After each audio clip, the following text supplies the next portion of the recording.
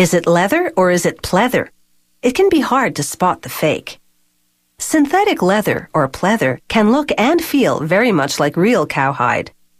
It may not be the genuine article, but its growing popularity means it's become a bit of a cash cow.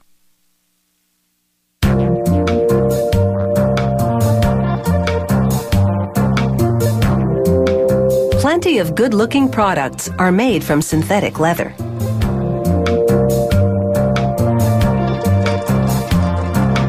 To make synthetic leather, they pump a petroleum-based plasticizer into a mixing tub. They add an ultraviolet light stabilizer to provide protection from the sun's rays. And they pour in a flame retardant solution for a little fireproofing. As the mixer blends it together, they add powdered vinyl until the batch is about the consistency of pancake batter.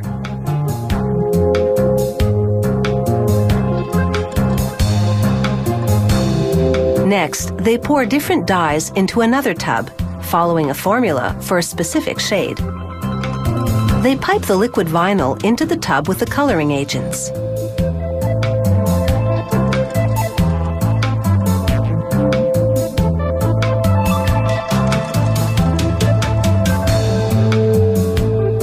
Now, a big roll of paper with a leather-like texture to it unwinds into the coating machine.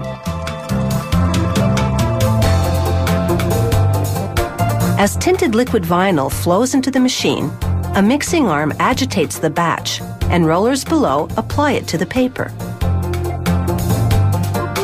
The vinyl-coated paper then travels through an oven, and the vinyl hardens, taking on the paper's texture. That first layer is only a thin one to establish the surface grain. A second batch of vinyl will contain a thickening agent. That's why they call it the foam. When applied to the first layer, it will give the fabric shape and structure.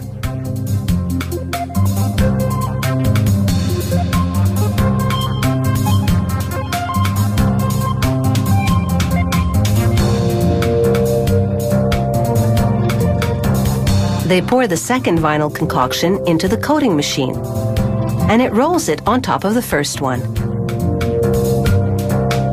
The double-layered vinyl then travels through another oven, and the heat activates the thickening agent, causing the second layer to expand. Once the expanded vinyl has hardened and adheres to the first layer, they roll fabric backing onto it. A machine then peels away the paper to reveal the textured first layer. Sometimes they print a pattern onto the vinyl to make it look burnished or two-toned. Then they mix a solution to build up its durability. Rollers apply it to the synthetic leather, finishing off this production run. But hold on, it's not quite ready to be shipped out. Samples from every run undergo a battery of tests. This machine rubs the fabric up to 3 million times to see how it wears. Then there's a stretch test. They fasten a weight to a secured strip of synthetic leather. The weight pulls it to double its length, but it doesn't tear, which means this fabric has a lot of give. This test is a trial by fire. They hold a piece of synthetic leather over a flame and it catches fire. To pass this test, the fabric must actually self-extinguish in 2 seconds. And it does, thanks to the flame retardants in the material.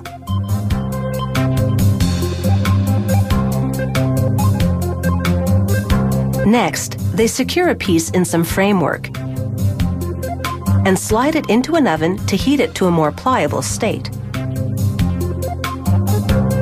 A vacuum mold sucks the leather to its form, proving this fabric also has thermoplastic qualities. You can't do that with real leather. And because synthetic leather comes in many prints, textures, and colors, it seems like it's got everything covered.